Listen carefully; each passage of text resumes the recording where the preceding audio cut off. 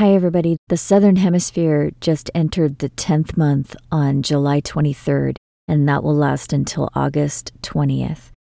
The 10th month is always a watch in both the Southern and Northern Hemispheres because the parable in the story of Esther, specifically Esther 2:16, the bride enters the king's house in the 10th month, and that story is symbolic of the escape of the bride, which is the escape of the multitude in Revelation 7. Also, there's another important watch related to the 70-year prophecy in Jeremiah 25. We've talked about this in other videos, so we won't go into too much detail here, but the prophecy concerns the fall of end-time Babylon, which we're living in now. And it says in Jeremiah 25:11 that these nations shall serve the king of Babylon 70 years. And it clarifies in verse 2 that the phrase, these nations, refers specifically to all the people of Judah, all the inhabitants of Jerusalem, and in verse 9, the land and all the nations round about.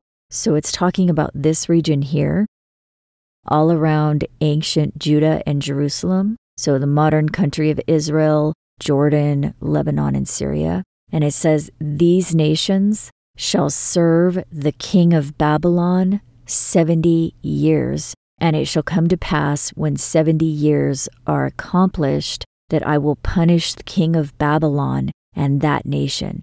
And this punishment, it says in verse 33, is that the slain will lie from one end of the earth unto the other end.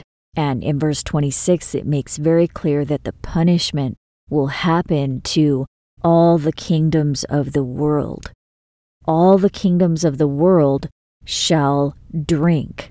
So this is talking about the wrath in Revelation 18:2 and 3, where it says, Babylon the Great is fallen, for all nations have drunk of the wine of the wrath. And that's the wrath of God in Revelation 14:9 and 10, which says, those who worship the beast and the image will drink the wine of the wrath of God and be tormented with fire and brimstone. And that fire and brimstone, we are told, will rain down from heaven, as explained in Luke 17:29 and 30. The same day that Lot went out of Sodom, it rained fire and brimstone from heaven and destroyed them all.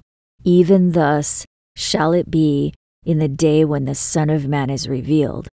And the Son of Man will be revealed, we're told, in Matthew 24:29 through 31, immediately after the tribulation of the days.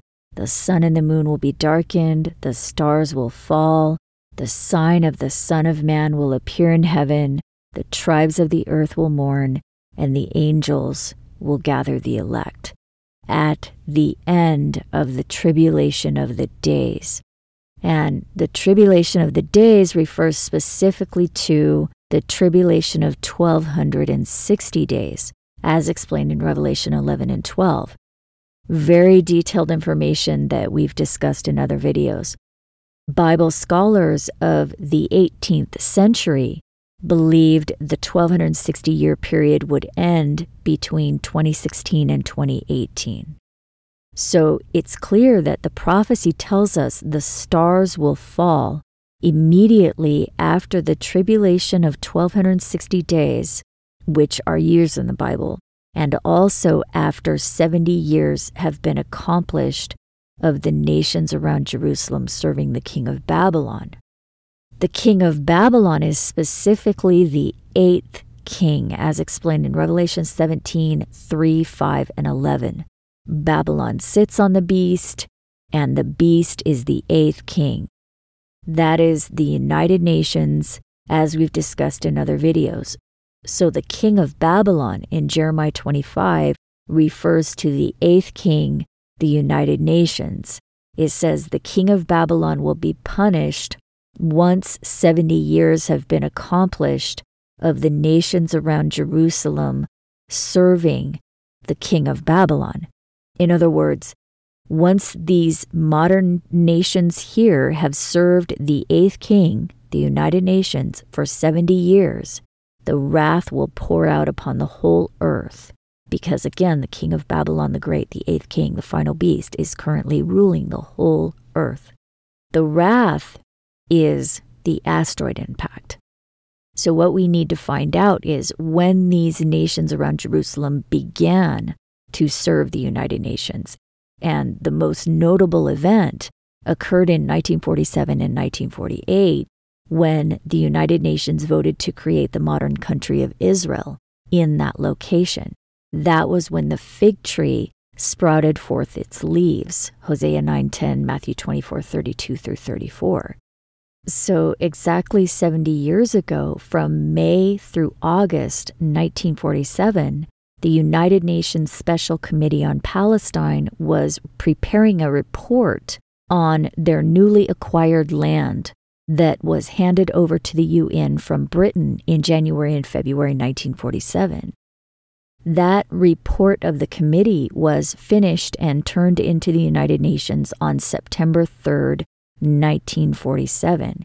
In it, it stated that the majority of the committee proposed a plan to replace the British mandate with an independent Arab state, an independent Jewish state, and the city of Jerusalem to be under an international trusteeship system.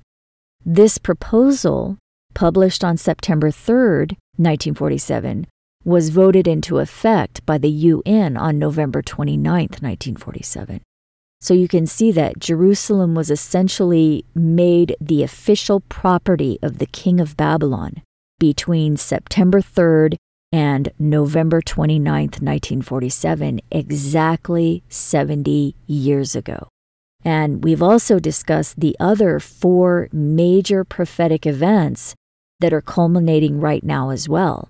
So we are entering a high watch now until August 20th for the 10th month in the Southern Hemisphere, and then again starting on September 3rd until November 29th, and then again from November 29th until May 14th, 2018, because that represents the actual date that the country of Israel was declared.